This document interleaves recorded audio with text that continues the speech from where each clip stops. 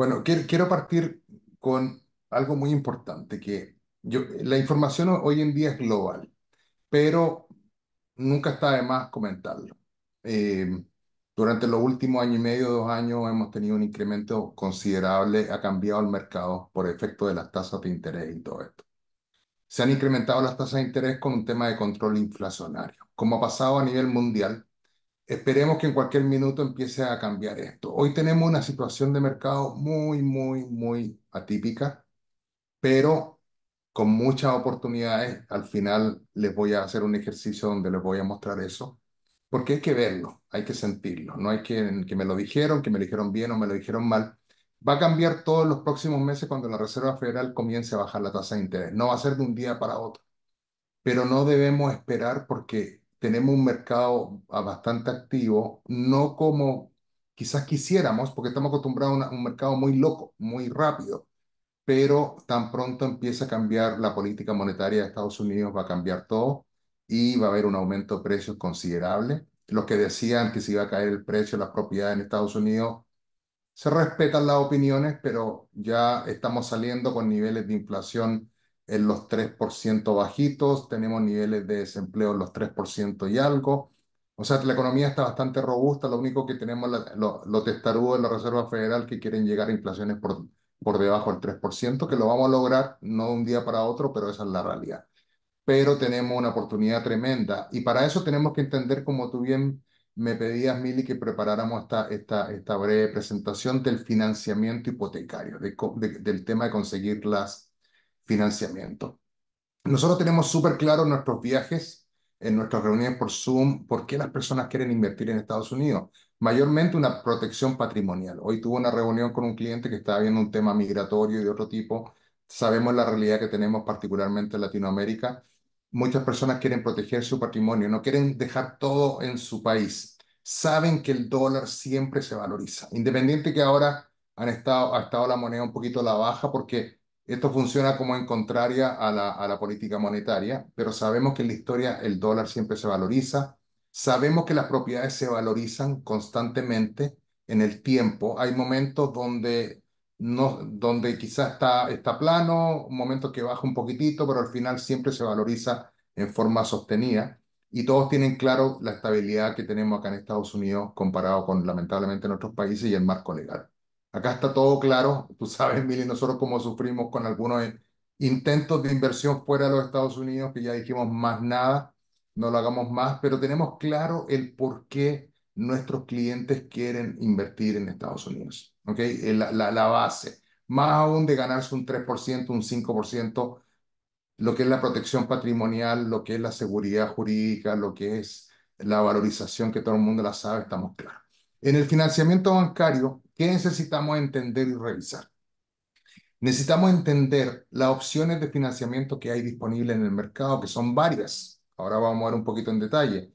Y hay que hablar directamente con el representante del banco. Yo muchas veces lo particular porque tengo licencia para generar mortgages, no lo hago activamente, pero eso me da experiencia y me ha dado casi 20 años de conocimiento de esto y muchas veces a los clientes los voy guiando, pero siempre les digo, tienes que conversar con la persona que va a hacer el crédito. Tiene que haber una afinidad, tiene que haber un contacto, tiene que haber buena comunicación y tiene que haber una buena explicación. Tiene que haber una buena explicación respecto a los términos del crédito. Muchas veces clientes nos dicen, ah, pero en Chile así, en Colombia así. No, acá estamos hablando de Estados Unidos. Y en Estados Unidos es así y es diferente. ¿Ok? No tanto, pero es diferente. Tenemos que entender cuáles son las tasas de interés disponibles para cuando yo voy a hacer la inversión.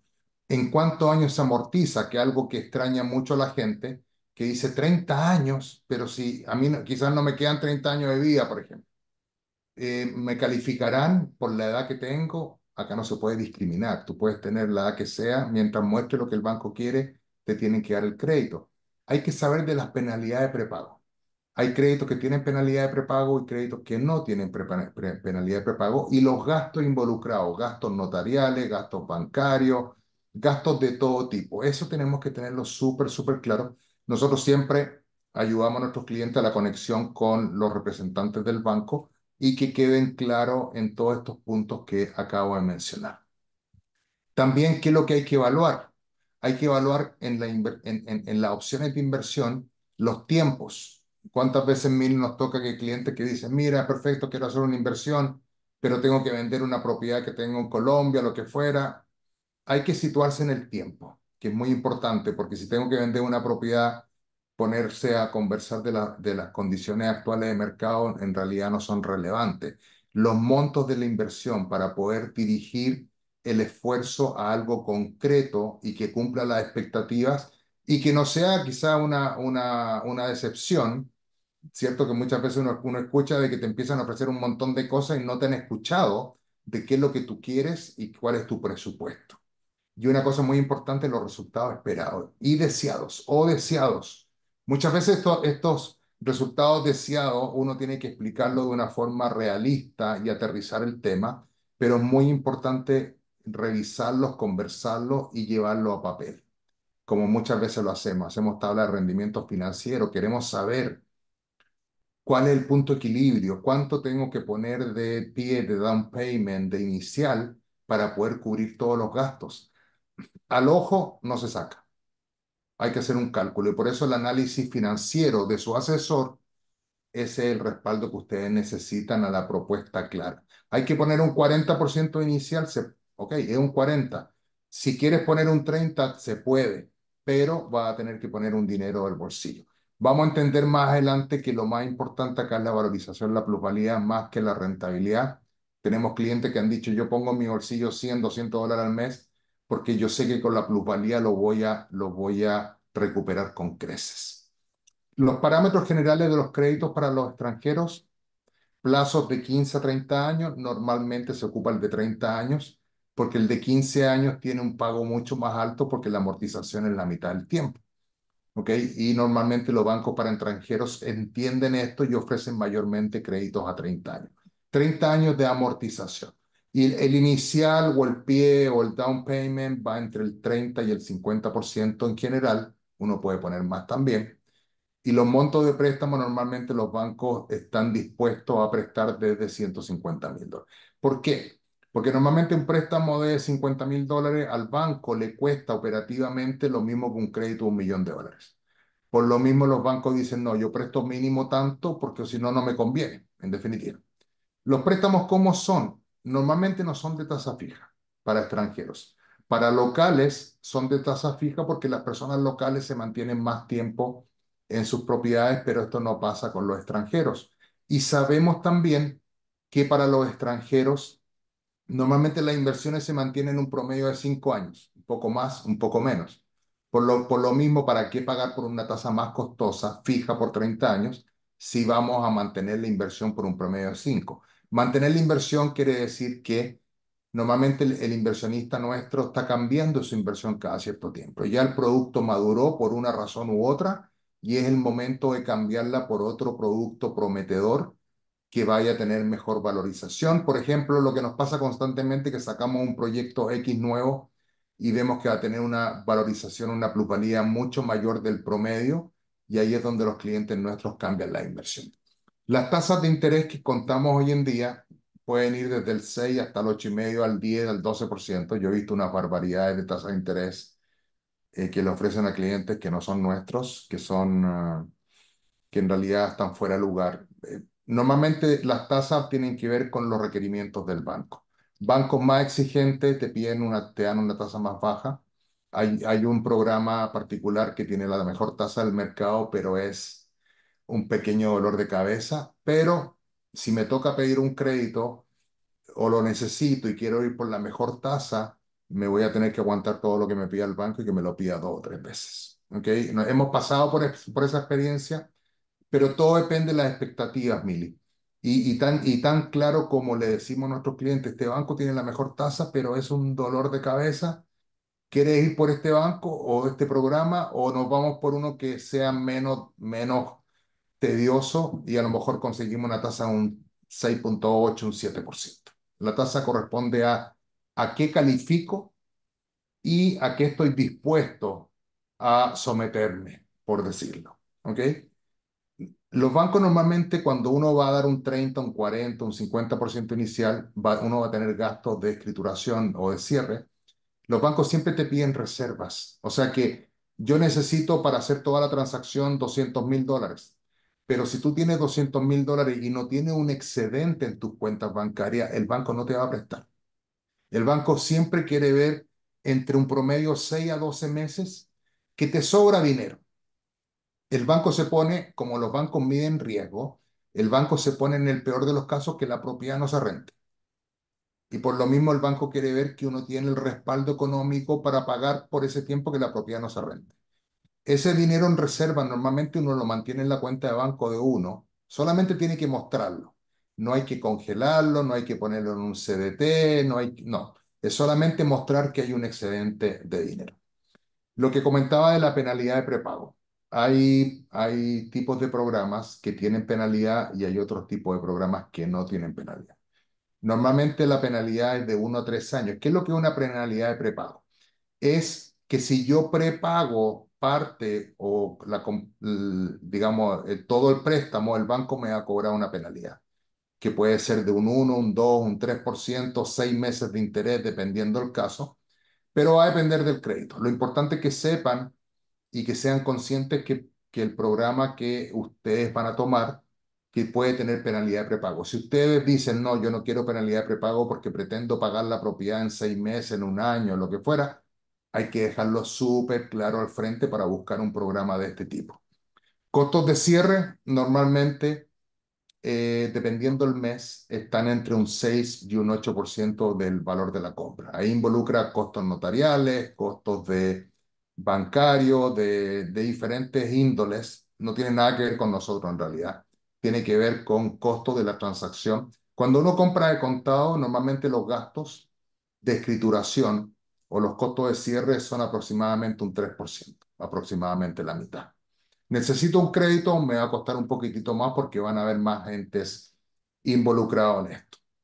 La clave de esto siempre, siempre, siempre, antes de uno tomar la decisión final de voy a invertir, es hacer una preaprobación. Un proceso de preaprobación no es una aprobación total, no es un proceso exhaustivo de análisis, sino que es muchas veces una conversación telefónica, proveer ciertos documentos básicos, como el pasaporte, la visa a Estados Unidos, un extracto bancario. En la conversación se habla de los ingresos que tiene el prospecto cliente y se conversa de las condiciones actuales que tiene el mercado. Tasas de interés, penalidades de prepago, montos de reserva, todo eso se debiera conversar en la carta cuando se tiene el proceso de preaprobación del crédito para uno estar más claro antes de tomar la decisión. Esto no se hace después que hice el contrato, se hace antes que hice el contrato. No sé, Mili, si queda alguna duda hasta el momento.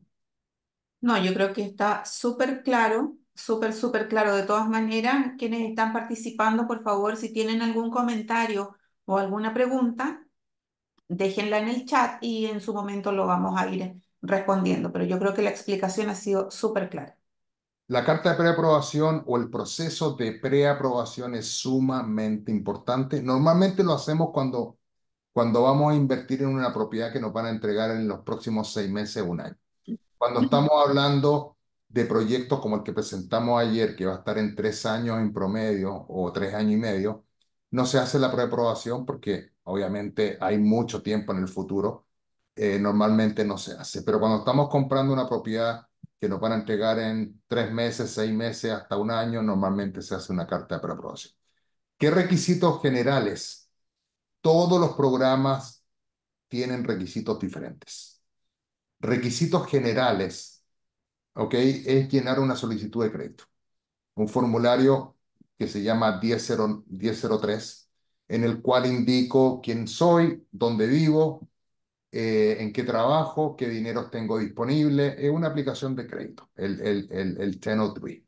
Copia del pasaporte y visa a los Estados Unidos, Chile, que es muy particular, que tiene el visa waiver. En algún momento le van a pedir la aprobación del visa waiver, aunque no la necesiten, se la van a pedir. Mejor dicho, la van a necesitar porque van a tener que venir a firmar.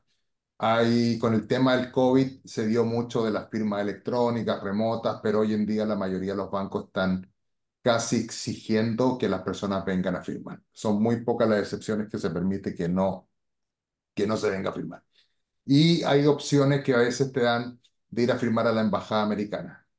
No se las recomiendo, porque he estado en procesos en Chile, en Colombia, personalmente, y si uno no hubiese estado, Mili, no se concreta nada.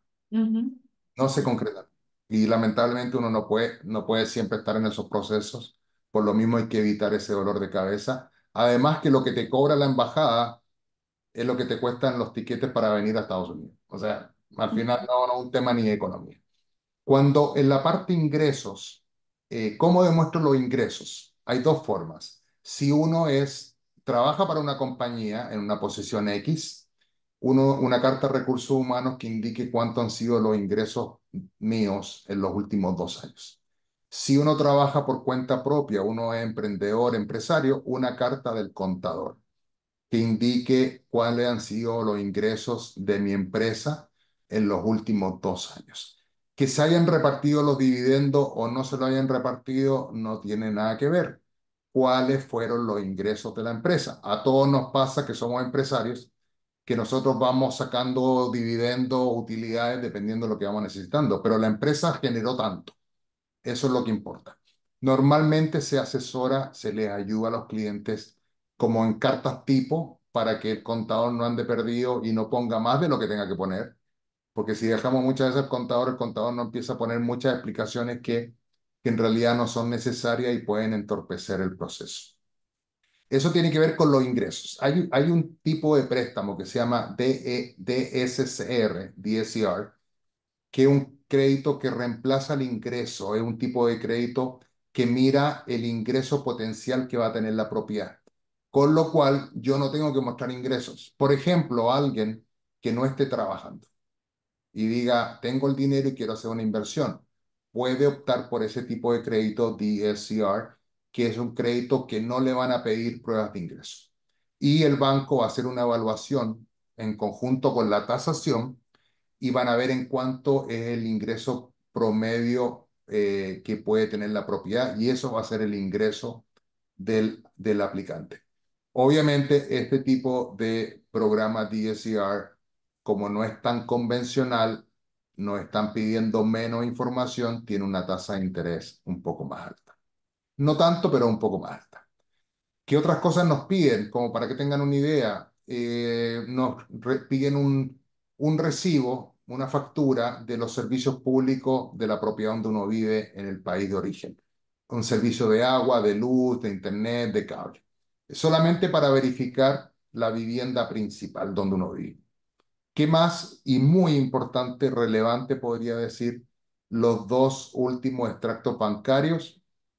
¿Por qué? Porque el banco quiere ver el dinero ahí y quiere ver que el dinero esté estacionado ahí, no que aparece de un día para otro.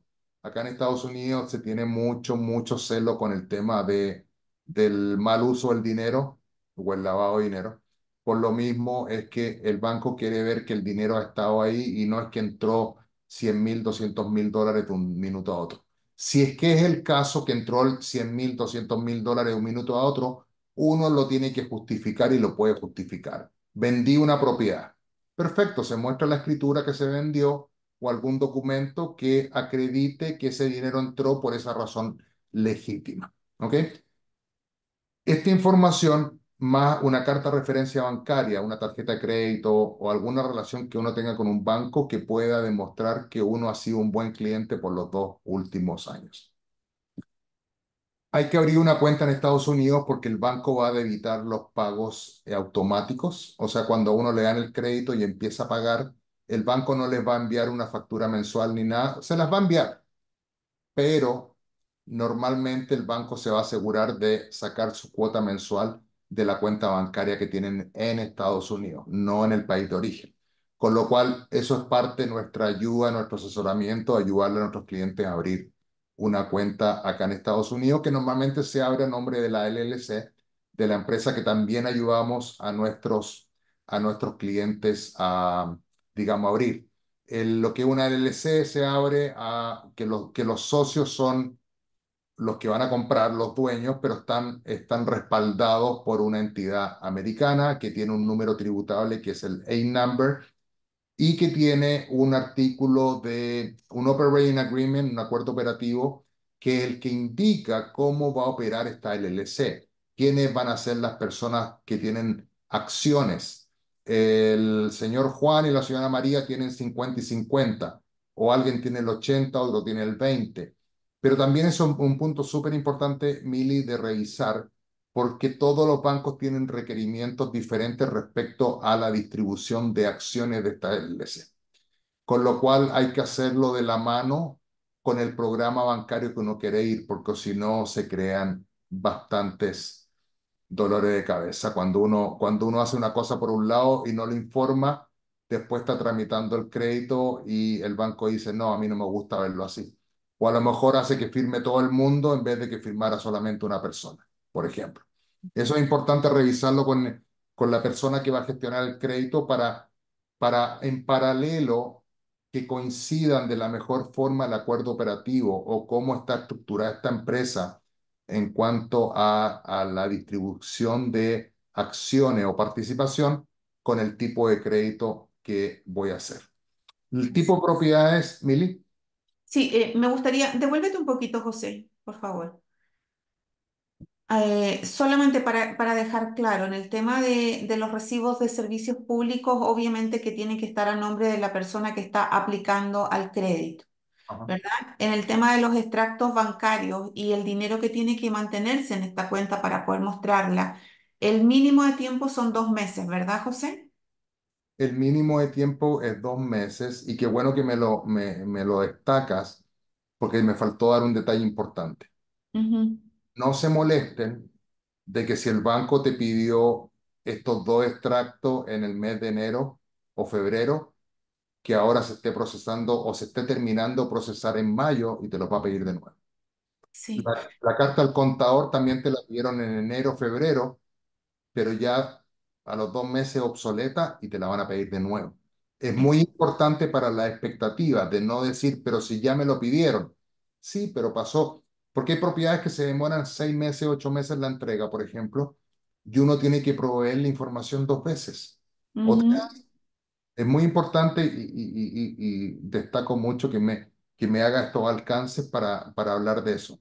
No nos molestemos si es que estamos informados como lo estamos informando ahora de las cosas que me nos van a pedir quizás 2 veces o 3 veces. ¿Ok? Sí, lo mismo, José, nos ha pasado y todo lo que estamos hablando aquí es en base a nuestra experiencia, ¿ok? Por eso que para nosotros el tema de la transparencia y que nuestros clientes aprendan de estos procesos es porque obviamente lo que queremos es que todo el proceso sea lo más amigable posible, pero que estemos conscientes de que el banco por todo lo que hemos pasado años atrás, que ya ha pasado mucho tiempo, pero los bancos hoy día se están protegiendo muchísimo en todo el tema de información y protegiendo también al cliente para tener verdadera certeza de que el cliente va a poder calificar bien para el préstamo y no arriesgar sus depósitos, porque la mayoría ya ha puesto depósitos en la propiedad. Entonces, si el banco nos vuelve a pedir información,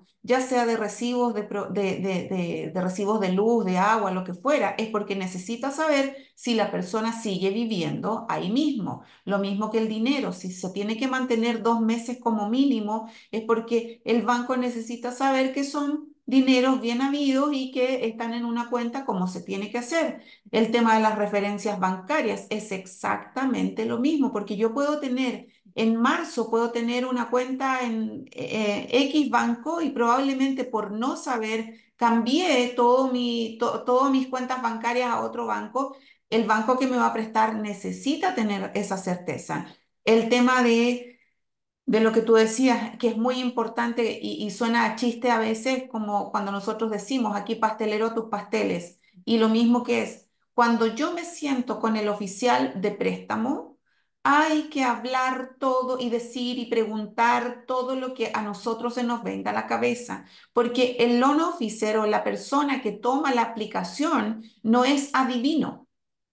Entonces, ellos procesan el financiamiento en base a lo que nosotros entregamos como información. Si nosotros dejamos de dar información o damos demasiada información también a veces, no nos conviene. Entonces, tenemos que tener una conversación previa con quienes somos nuestros, o sea, somos nosotros los asesores con ustedes, tener muy clara la película de cómo estamos preparados para la calificación con el banco.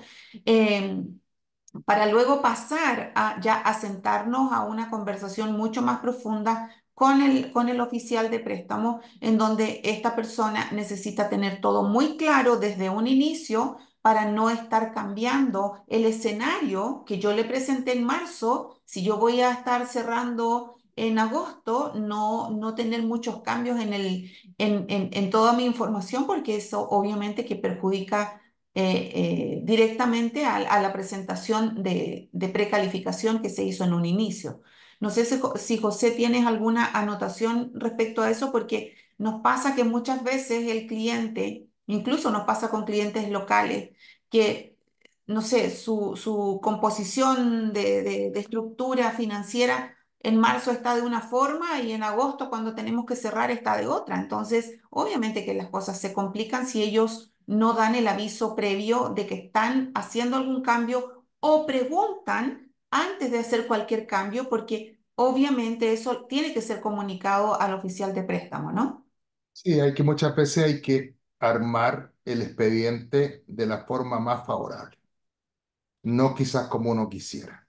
Y bueno, tú sabes, Mili, que muchas veces nos toca involucrarnos, aunque no, en realidad no es nuestro rol, nuestra función, hasta por un tema comunicacional, hasta cultural.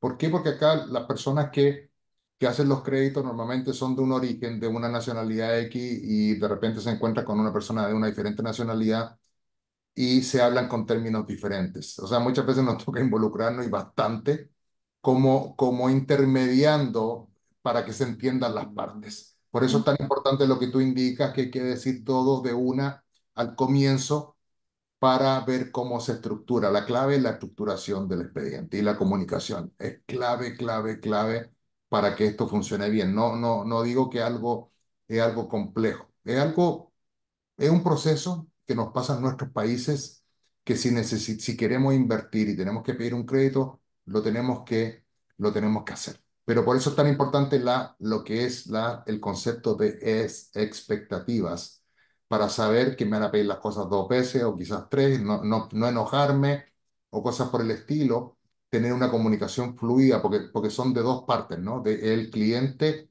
y la persona del crédito. Ese típico comentario que hemos escuchado, pero es que no me lo dijeron antes, que muchas veces el oficial de crédito, la persona que va a gestionar el crédito, no tenía por qué saber. Cada uno sabe la realidad de uno y si uno no la dice, Mm, obviamente la otra persona no tiene por qué saberlo. Y sí. todos los casos que se entrevistan son diferentes. Todos, todos, todos. Apa- Aparte, José, no sé si dentro de tu presentación lo tienes incluido más adelante, pero es muy importante que quienes pedimos un financiamiento como extranjero, sepamos que un papel o un rol lo cumple el oficial de préstamo. Pero detrás del oficial de préstamo hay otras personas involucradas, que como por ejemplo se me fue la palabra ahora, la persona que revisa todo Procesador, ¿perdón? procesador. El procesador. El procesador va a recibir el paquete de todo lo que yo he llenado junto con mi oficial de préstamo, y estas personas están encargadas de revisar que todo se cumpla de acuerdo a los requerimientos del banco. El banco es el que presta la plata. Y si el banco le está pidiendo que hay que repetir o hay que mandar más documentos o algo le merece duda, que hay que respaldarlo, bueno, hay que hacerlo. No es porque porque al oficial de préstamo se le ocurrió porque amaneció lloviendo. No, es simplemente que la otra persona que está a cargo de gestionar y de revisar si hay algo que merece duda o no quedó realmente claro, por supuesto que nos van a pedir respaldo de todo eso, pero eso no quiere decir de que yo tengo que ponerme en una posición negativa en el sentido de que no me van a prestar, de que me están haciendo la vida difícil. No, todo lo contrario. El banco o los bancos hoy día en Estados Unidos se están protegiendo mucho y están protegiendo mucho la transacción del mismo cliente. Y aquí, José, me vas a disculpar, voy a hacer un paréntesis. Porque a todos nos consta y sobre todo a nuestros asociados, que también hay asociados nuestros que nos están acompañando, nos damos cuenta más y más de que mucha gente ha sido prácticamente llevada a la fuerza a tener que tomar ciertos financiamientos con tasas de interés que superan el 12-14%. ¿Por qué ha pasado eso? Porque a la gente la ilusionan con una compra sin tener 100% claridad desde un inicio cuando están precalificándose de que la persona va a poder cumplir con todos los requerimientos que piden los bancos. Aquí no se trata de comprar simplemente porque es fácil conseguir una precalificación. Claro que es fácil pedir una precalificación. Yo puedo llamar a Bank of America, por ejemplo, puedo decir que gano tanto, que vivo tantos años acá en Estados Unidos o en Chile, que tengo solidez financiera y el banco me va a mandar la precalificación. Y con eso nosotros estamos viendo que muchos, lamentablemente, realtors en el mercado están poniendo a los clientes en riesgo. Entonces, cuando ya el cliente recibió una carta de precalificación mal hecha, puso contrato, puso un 20, un 30, un 40% de down payment, que es su dinero que le ha costado mucho, y después a mitad de camino se dan cuenta que no califica o que no tiene los documentos necesarios para respaldar una inversión inmobiliaria, tiene dos caminos: o pierde ese 30-40% o lo obligan a tener que tomar una tasa de interés de sobre un 12, 13, 14%. Y eso es lamentable. Eso es lamentable porque están trabajando con gente que no sabe, que lo único que le interesa es vender y que no le interesa realmente que la gente ponga su dinero a trabajar de buena forma. O sea, yo creo que me disculpan probablemente que soy un poco fuerte para decirlo, pero me siento yo con la responsabilidad, y con José lo hemos hablado mucho, nos sentimos con la responsabilidad de decirlo de esta forma, porque el banco y una precalificación son cosas serias y nosotros tenemos que estar informados y tenemos que prepararnos para un evento de compra que es algo muy importante, sobre todo en Estados Unidos. Aquí todo es transparente, todo se hace bien, pero nosotros como inversionistas, vamos a decir, si yo estoy comprando desde Perú, de Chile, de Colombia, yo tengo que tener muy claro estos temas antes de dar el paso a querer comprar una propiedad. Y lo otro es que ustedes tienen que ser acompañados de asesores que les dejen saber punto a punto, como lo estamos haciendo nosotros, para poder dar estos pasos tan importantes. Ok, José, discúlpame, pero para mí es bien importante hablarlo porque, como dije en un principio, esto no es una presentación, esto es una conversación entre amigos, entre socios, a nosotros nos afecta mucho ver tanta gente cayendo en la trampa de compra bonito, compra rápido, sin tener estos pasos que son tan importantes previo a poder tomar la decisión de una inversión. La entrevista es súper importante, Mili, la precalificación. ¿Ok? Y decir todo lo que es y no digo esto, digo... Normalmente muchas veces pasan por una pre-entrevista con nosotros. Y no, tienes que decirlo, tienes que indicarlo porque es relevante por una razón u otra. Por ejemplo, hay bancos que, si tú ya tienes una propiedad a nombre de una LLC, hay un banco X que no te hace un segundo financiamiento, tienes que crear otra LLC, por ejemplo. Cosas por el estilo, hay que tener todo claro porque normalmente cuando falta comunicación o información es donde falla. El tipo de propiedades que se financia pueden ser departamentos, pueden ser lo que le llamamos townhomes o townhouses, casas, propiedades vacacionales, diferentes tipos de propiedades, incluyendo propiedades comerciales, que no es el tema que estamos hablando, pero también se puede conseguir financiamiento para propiedades de comerciales. Algo súper importante que va de la mano con el tema del financiamiento, el entendimiento de qué es lo que es una compañía de título. Una compañía de título es un sinónimo de una notaría en nuestros países. ¿Ok? Es la compañía que se llama un escrow agent, que es un fideicomiso, una fiducia, que es el que maneja los dineros de la transacción y el que después reparte o desembolsa a las partes involucradas. Recibe el dinero del comprador, recibe el dinero del banco y le paga al vendedor, le paga a todo el mundo que prestó servicio o lo que fuera, y es la compañía. Nosotros tenemos una compañía de título y conocemos muy bien el tema. Es la compañía que verifica todos los documentos y la historia del título de la propiedad y además la asegura. Acá en Estados Unidos, cuando uno compra una propiedad, uno tiene que tener un seguro de título que asegura que la persona que hizo este análisis de la historia del título, que pueden ser 10, 20, 30, 50 años, lo hizo bien y si se equivocó, hay un seguro de título. ¿Ok? Que me resguarda la inversión que estoy haciendo. Muy importante entender esta compañía de títulos que le llamamos nosotros notaría, que es el ente intermedio entre todas las partes de la transacción. Mili, antes de pasar a la parte que más me gusta, los ejemplos, que es la reflexión que llamo yo. No sé si tenemos preguntas de las personas que nos están acompañando para ya poder responderlas o ir avanzando en eso antes de pasar a la reflexión de inversión que quiero compartir con ustedes. Sí, mira, ahí, bueno, voy a resumir por un tema de tiempo.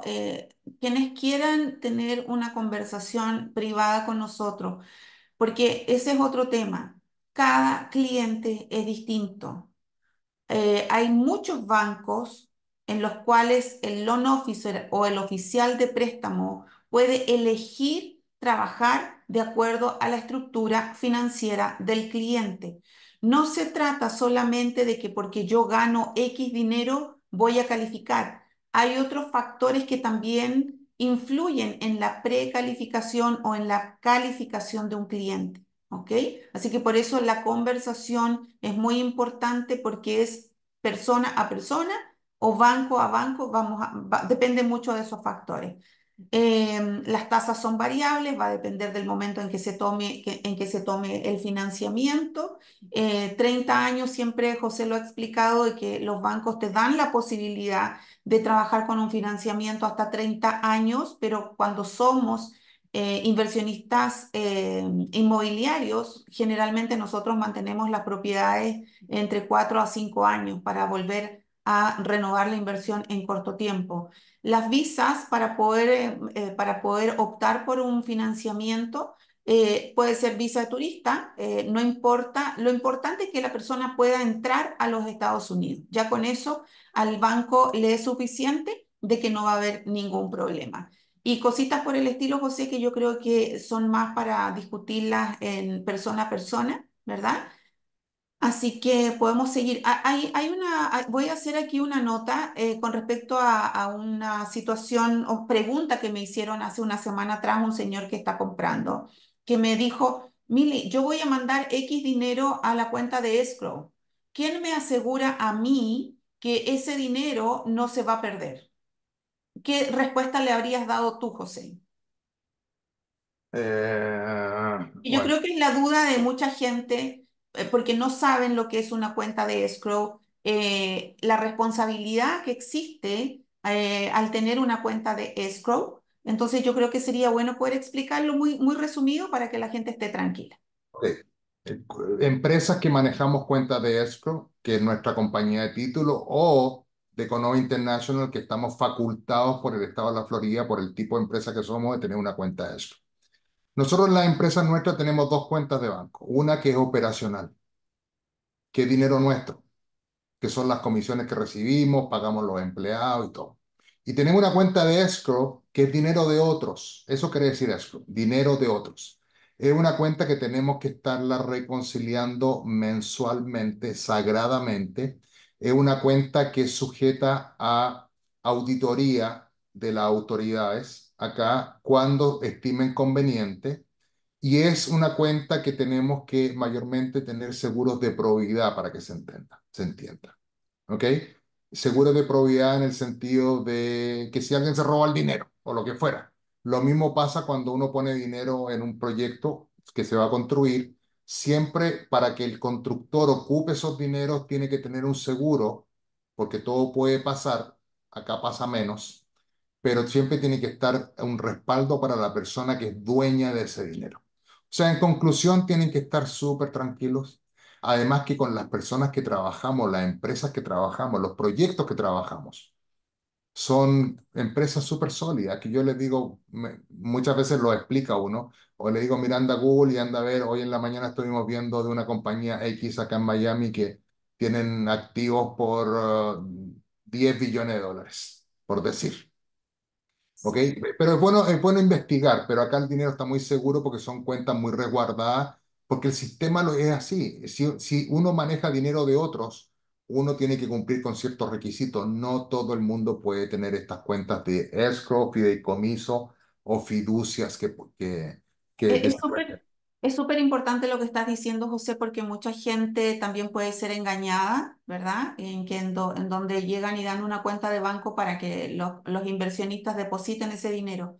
Hay que tener claro que estas cuentas o estas cuentas de escrow son prácticamente como personalizadas. Estas cuentas no se puede, el dinero que llega a las cuentas de escrow no se puede mezclar. Y para cualquier salida de dinero, para pagar, digamos, después la propiedad o para pagarle a todas las personas involucradas dentro de la transacción, siempre tiene que haber una autorización. Y como tú decías, estas cuentas son auditadas. O sea, no es que a cualquiera se le va a ocurrir hacer cualquier cosa con este dinero. José, una pregunta para tenerlo claro. ¿Cuánto demora en lo promedio entre que yo firmé una aplicación de préstamo al momento de cierre? Toma más o menos 45 días dentro de lo regular, ¿verdad? Entre 45 y 60 días. Más o menos. Ok, perfecto. El proceso es firmar la aplicación. Eso ya cuando tenemos la propiedad que nos van a entregar en promedio 2 meses, 2 meses y medio. Se firma la aplicación, ya se entregaron toda la documentación, esa va a un procesamiento inicial. Luego va a un underwriter. Underwriter es el que toma la decisión. El oficial del banco que está contratado para tomar la decisión y disminuir el riesgo al máximo en la decisión. Entre tanto, se piden tasaciones, se piden lo que le llamamos el survey, que es como el croquis de la propiedad para ver si tiene algún defecto, varios procesos intermedios. Luego el banco, el underwriter, da una aprobación inicial, que es el conditional approval. Después viene del conditional approval, hay que satisfacer ciertas cosas más. Ahí es cuando nos piden la actualización de los estados de cuenta bancario, la carta del contador y todo eso. Nos piden el seguro. Hay que cotizar el seguro para el banco no nos va a prestar si no tiene seguro la propiedad. Y luego viene la aprobación final que muchas veces se atrasa por diferentes motivos. A veces se atrasa porque la propiedad no tiene el certificado de ocupación, que es el permiso de la municipalidad para que la propiedad se pueda habitar, o cosas por el estilo. Pero más o menos ese es el proceso. Cuando tenemos la aprobación final, ya en ese momento ya podemos firmar y podemos ser dueños de la propiedad de la inversión que estamos haciendo. Ese proceso dura promedio 45 60 días. Hay programas que se demoran más, 3 meses. Va a depender el caso. Por eso mismo, dependiendo el caso, es donde nosotros mismos aconsejamos a nuestros clientes y la persona que va a hacer el crédito de que sería sugerible ocupar este tipo de programa por razones A, B o C, dependiendo el caso. Ok, si mencionaste algo muy importante que era el nombre que se me olvidó más hace un ratito, el underwriter.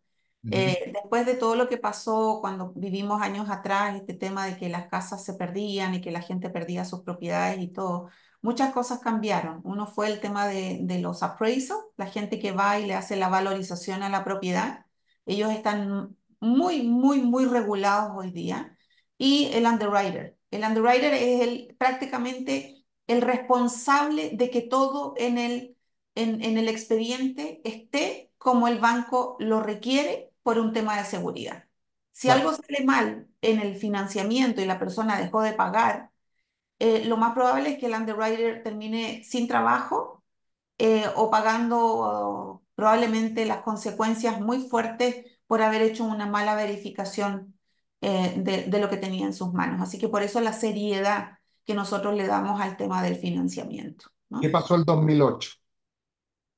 Por eso esas especulaciones de que se va a caer el mercado, lo que fue. Lo que pasó el 2008 fue un defecto de los bancos. Los bancos abrieron las puertas, te decían, no ponga dinero, cero, le damos el 100%, no me muestre ningún documento. Obviamente el riesgo era altísimo y eso los bancos, que bueno, hay películas en Netflix, en YouTube, en todo que muestran la realidad que pasó.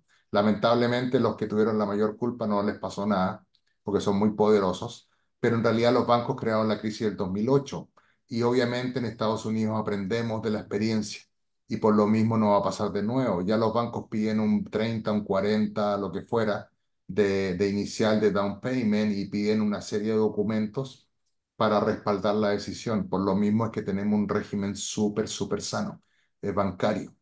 Y eso es correcto, porque la persona que no puede, no debe, en definitiva. Exacto.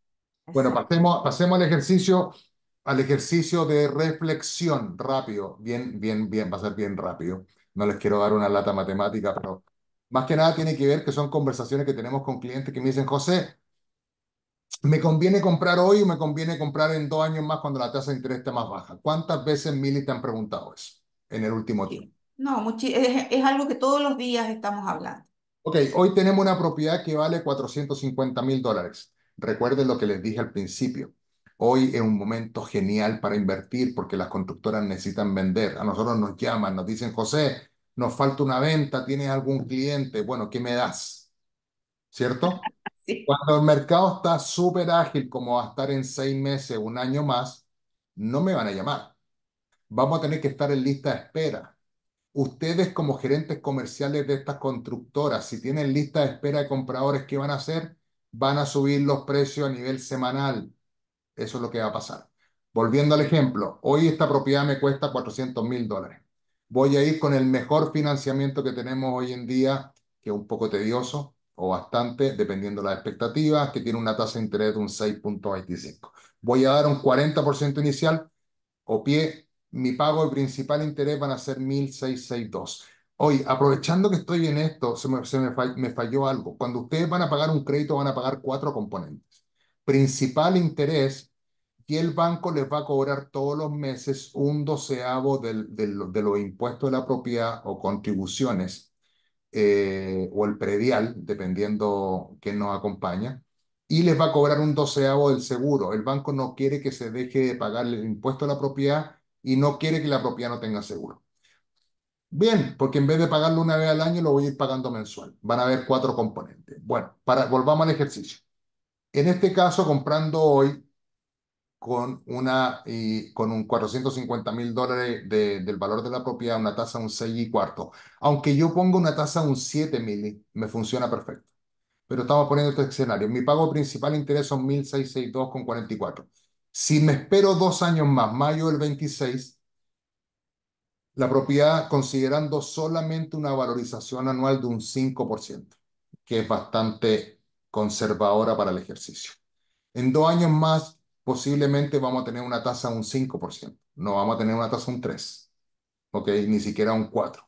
Digamos un 5%. Voy a poner el mismo 40% de inicial o pie, down payment, y mi pago de principal interés va a quedar en 1,597,98. ¡Wow! La diferencia, como conclusión, es que el pago hoy son 1,662, el pago en 2 años van a ser 1,597. O sea, el costo en 2 años, el costo mensual ni siquiera son $100, pero si lo llevo a 2 años son $1,560 que pagué de más, por decirlo ignorantemente, me disculpan mi español, por el hecho de haber comprado hoy con una tasa de interés un poco más alta. Pero si lo contrarresto, porque siempre está el concepto del pago o de la rentabilidad y la plusvalía. Nosotros nos enfocamos en plusvalía. El valor de la inversión hoy es 450. pero en 2 años va a ser 4,96. O sea, en plusvalía, en valorización, me gané $46,000. ¿Qué me costó? Pagar $1,560 más por el efecto de la tasa de interés. O sea, si invierto hoy, por eso una reflexión, me estoy ganando en 2 años $44,000. Esa es la realidad. Enfoquémonos en la plusvalía, como hablábamos en el proyecto que hicimos el lanzamiento ayer, que habían preguntas, ¿y cuánto usted cobró de renta y lo que fuera? Cuando estás viendo un proyecto que te va a entregar en 3 años, 4 años, con mayor razón tienes que fijarte en lo que es la plusvalía. ¿Se entiende el ejemplo, Mili? Sí, se entiende muy bien y aquí hay que acotar algo, José, y voy a volver y me disculpan, porque yo hablo en base a lo que nosotros vemos en el Internet o hablo en base a lo que los clientes que ya compraron mal nos llaman para ver cómo nosotros los podemos ayudar. Por eso lo importante de este entrenamiento, de esta charla. Es súper importante revisar números, que cuando hablemos de comprar y nos ofrezcan estas famosas rentabilidades, que todo el mundo hoy día habla de rentabilidades que son espectaculares. Por favor, la pregunta inmediata es, ¿me estás ofreciendo un 8%? ¿Me estás ofreciendo un 10% de rentabilidad? Demuéstrame cómo llegas a ese resultado. ¿El resultado es neto o el resultado es bruto? Les aseguro, y ojalá yo pudiera en algún minuto, antes de que me retire de real estate, que lo dudo, que alguien se pueda sentar conmigo y me muestre una tabla de rentabilidad válida. Hasta el momento nosotros llevamos ¿cuántos años trabajando, José, internacional? Hemos viajado, hemos estado en ferias, hemos estado en reuniones y nadie nos ha mostrado una tabla de rentabilidad o nos ha sabido explicar de dónde sale el dinero o de dónde salen esas grandes rentabilidades que le están ofreciendo a la gente. Hoy día hay que ser sumamente cuidadosos con lo que nos ofrecen. La persona que tiene que trabajar con ustedes tiene que estar claro sobre todo en los números, saber muy bien sobre el proyecto, sobre los gastos que tiene la propiedad, ¿verdad? Y sobre las ganancias que va a tener tanto por renta como mayormente hoy día o por lo menos durante los próximos 5 años que tenga que ver con la valorización. Y aquí viene un punto importante. Muchas veces las estadísticas dicen que en Estados Unidos la valorización el año pasado fueron de 2 dígitos. Nosotros, ¿en qué nos tenemos que enfocar? Háblame de dónde, o sea, de la valorización local. Yo voy a comprar en Orlando. Háblame de la valorización que está teniendo Orlando. No me hables de la valorización que está teniendo, qué sé yo, no sé, Pensilvania. No, háblame de dónde yo voy a invertir mi plata. Háblame de la valorización que está teniendo la propiedad en Miami. No me hables de otro estado. No me hables de lo global. Miami o la Florida hoy día, y por qué nosotros estamos enfocados en esto, es porque la Florida es la que está teniendo la mayor valorización para nuestros clientes. O de lo contrario, nosotros como inversionistas también estaríamos mirando otros lugares donde invertir, ¿verdad? Como conclusión, Mili, y para que quede súper claro. Niveles de rentabilidad. Rentabilidad, ¿qué quiere decir? Con el dinero que he puesto en mi inversión y la renta que recibo. Si tú compras de contado en la Florida, la rentabilidad fluctúa entre un 4 y un 5%. ¿Ok? Bien calculada. Cuando pides crédito, da un 40% inicial, un 45% de inicial o pide down payment, cero. ¿Por qué? Porque estás pagando el crédito. Seamos realistas. Y por eso que estamos enfocados en el concepto de plusvalía. No vamos a hablar de ciertos lugares en Estados Unidos que las propiedades valen $100,000 y la venden con una tremenda rentabilidad. Es verdad, hasta que pasa algo. ¿Cuántos casos, no vamos a dar detalles, cuántos casos hemos escuchado, no, que mira, que me ofrecieron que esto valía $100,000, se rentaban 800 en 100,000, después te dejó de pagar no sé cuánto tiempo, te destrozaron la propiedad y tuviste que tomar de tu bolsillo casi 2 años del flujo financiero para poder arreglar el problema y después querer arrancar? Estamos hablando de lugares donde tiene plusvalía sostenida, donde hay movimiento, tráfico de gente. Todas estas propiedades que son baratas por algo son baratas. Normalmente estos lugares que ofrecen tanto para el norte de Estados Unidos, nadie compra. o mejor dicho, compran los que se tientan Ni- por el valor. Ningún americano, casi prácticamente ningún americano compra ese tipo de propiedades porque saben de qué se trata. Claro, y normalmente son propiedades en lugares donde vive el inquilinato, donde siempre la gente vive de la renta y vive del gobierno, de los impuestos que pagamos. Lo barato cuesta caro. Pero bueno, ese es un ejercicio que le quería mostrar y el último, ya como se nos está yendo el tiempo, es pregunta recurrente. ¿Qué pasa, José, si compro una propiedad de contado o, que nunca lo he hecho, quizás tomo ese dinero y lo distribuyo en dos propiedades? Con financiamiento bancario. ¿Qué pasa en un resultado en 5 años? No quiero dar detalle, está calculado, pero no les quería dar lata. En una inversión de contado, ¿qué es lo que vas a tener? Vas a tener rentabilidad de un 4 o 5% por el efecto de la renta y vas a tener una plusvalía que lo calculamos para el efecto del ejercicio de un 5%. Súper importante lo que tú lo dijiste y lo destaco ahora. Nunca se basen en la plusvalía máxima. Por ejemplo, hemos tenido años como el año pasado, antepasado, que tuvimos plusvalía de 2 dígitos. No compren el verso de que siempre sube 12%, ni 13%, ni 14%.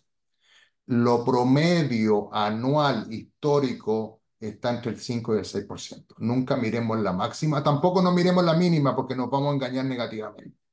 En este ejercicio, rentabilidad y plusvalía de esta propiedad fueron $215.000 en un periodo de 5 años. ¡Wow! Gané 56%. Ojo que es catch. Es catch, con una propiedad.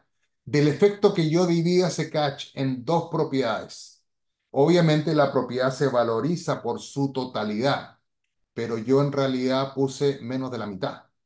Con lo cual el resultado final pasó de 215.000 a pura plusvalía, nada de rentabilidad, hablando las cosas como son, a $291.000. O sea, este mismo dinero que yo invertí me creció 76% comparado con un 56%. Segunda reflexión del día, miremos números. Estamos calculando números con tasas de interés al día de hoy, que obviamente no, quizás no son las mejores, pero funciona muy bien. Lo que hay que saber, y es muy clave, Mili, lo tenemos súper clave, que cuando se hacen las mejores inversiones es cuando está pasando algo. Ujú. Nuestros clientes hicieron tremendas inversiones durante el COVID. Muchos decían, hay que ser loco para invertir durante el COVID.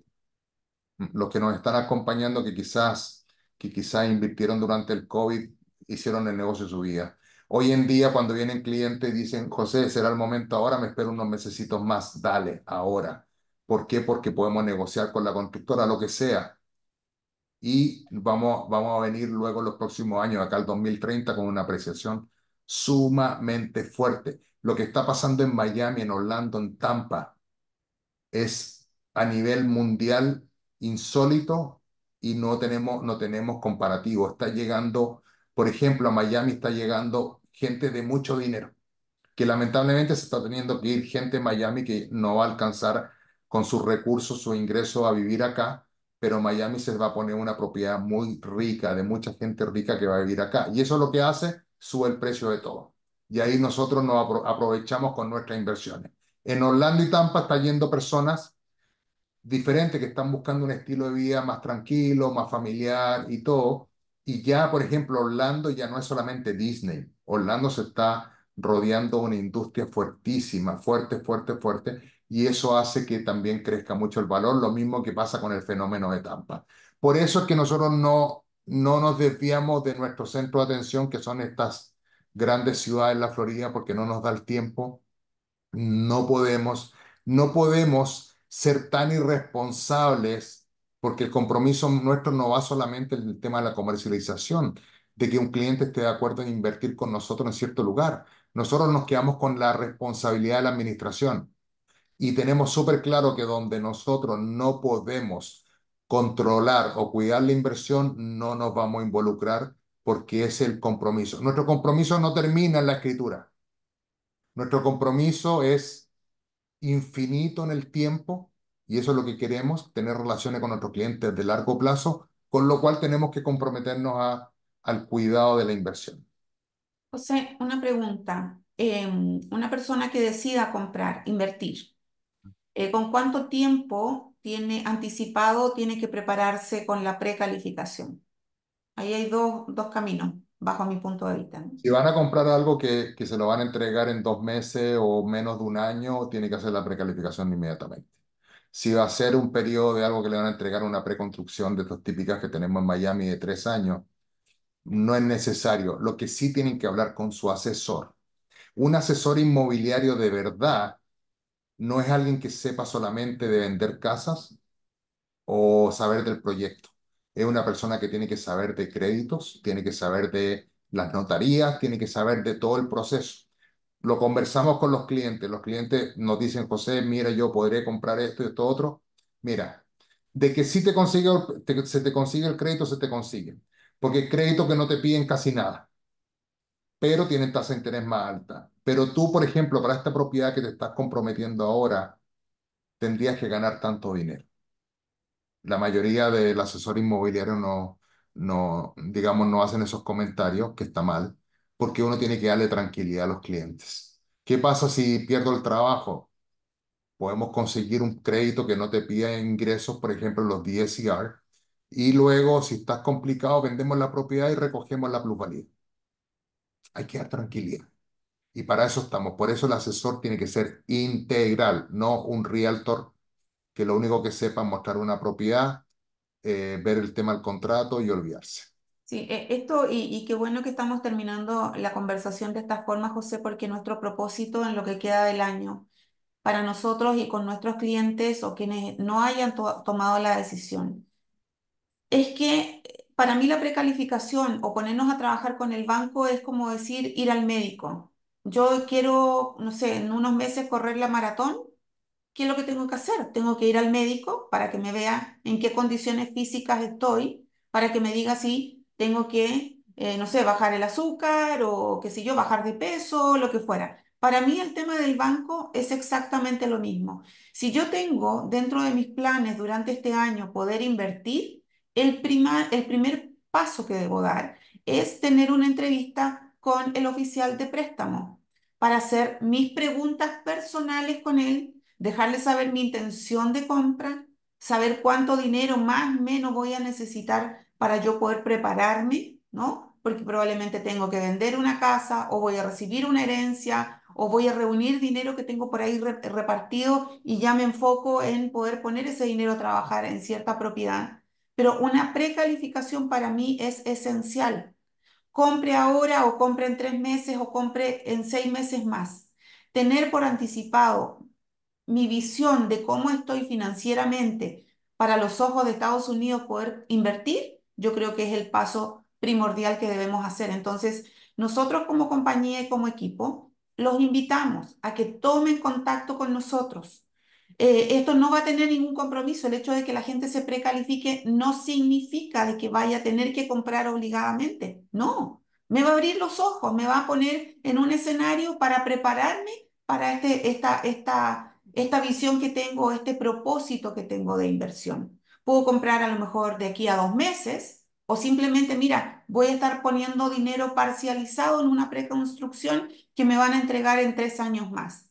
Entonces, como ejercicio, yo les diría, les hacemos la propuesta a que nos contacten, a que hablen con nuestros asesores de Deconova, que siempre estamos José y yo detrás de cada uno de ellos para poder seguir los pasos como se tienen que dar y prepárense. No les cuesta nada, lo único que les va a costar es tiempo. 30 minutos, 20 minutos con el asesor financiero para que ustedes así tengan una idea real de cómo pueden dar estos pasos que son tan importantes para asegurar patrimonio acá en Florida particularmente. No sé, José, si tienes algún otro No, hay que preguntar. sugerencia. Preguntar, todo en la vida, todos los negocios tienen su riesgo. Hablemos quizás lo que no quieren escuchar. Esa es la parte que yo veo como analista financiero. Veo la parte riesgo y siempre hay un riesgo.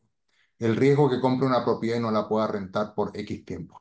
Que lo hemos conversado, ¿no, Mili? Que los clientes siempre tienen que contemplar que tienen que tener 2, 3 meses de reserva. El cliente que compre y piensa que la propiedad se le va a rentar al otro día, puede pasar, pero no. Hay que pensar en riesgos. Hay riesgos que son fuertes y riesgos que son light o soft o muy livianos. Pero siempre hay que ver eso. Porque los riesgos de, que me puede subir la tasa de interés porque me dieron una tasa fija por 3 años. Hoy en día estamos buscando, por ejemplo, el tipo de crédito que me dé la menor cantidad de años fijos. ¿Por qué? Porque tenemos tasas de interés, digamos, relativamente un poco más altas. Cuando tenemos tasas de interés bajas, lo que buscamos es fijar la tasa por más tiempo. Por eso es que antes de la precalificación, antes de cualquier cosa, lo primero que tienen que hacer es evaluar a quién tienen al frente, que es su asesor inmobiliario. Y todo lo que brilla no es oro, por lo cual, si ven una presentación muy linda, espectacular, preciosa, desconfíen, porque en realidad todo, como les digo, en la buena, es como estamos conversando un día viernes en la tarde, tranquilo, nos estamos haciendo una charla, todos te preguntemos, ¿y cuál es el riesgo de la inversión? ¿Qué puede pasar? No es malo preguntar, ¿cierto? Y no dejarse emocionar por todo lo lindo, porque hay talentos y talentos de vendedores que yo los respeto, muchas veces no comparto muchas cosas de lo que hacen, pero los respeto porque son encantadores, definitivamente. Así que bueno, los dejamos invitados porque si no estaríamos hablando toda la tarde y todos tienen que ir a descansar. Muy grato haber podido hablar de este tema porque es muy, muy interesante, unas cosas que hacemos constantemente con nuestros asociados que están preparados para atender a todos nuestros clientes con la verdad absoluta. Muchas veces dejamos de vender y no nos complica la vida, porque si el cliente no está tranquilo, no está seguro de lo que está haciendo, es mejor que no tome ninguna decisión. Exacto, ¿Ok? exacto. Así que bueno, un abrazo a todos, se cuidan y lo que necesiten nos contactan a Mil y a mí, a nuestros asociados que están muy, muy pendientes de darle el servicio que ustedes se merecen. Discúlpame, José. Mira, es que justo hay una persona que estaba poniendo acá, yo voy a dar mi opinión muy personal. Si a mí me ofrecieran comprar en los lugares donde el señor López está preguntando, yo no invierto para nada en esos lugares, señor López. Estamos hablando, José, de Detroit y Filadelfia. No, o sea, Bueno, para nada lo porque los números dijimos, no me dan, no me lo dan. dijimos, pero no quisimos mencionar los lugares. Sabemos cuántas, nosotros conocemos a los que han vendido más propiedades ahí, que ahora sabemos que andan algunos arrancados y otros por arrancarse. Lo barato cuesta caro. Si quieren más detalles, Llámenos. llámenos y le damos más detalles porque tampoco no es bueno empezar a hablar de los demás ni descalificar. No estamos para descalificar, estamos para educar e informar. Se nos acabó el tiempo. Un abrazo para todos, para ti, Mili, también, y todos los que Gracias. nos acompañaron. Que estén muy bien. Muchas gracias. Que estén muy bien.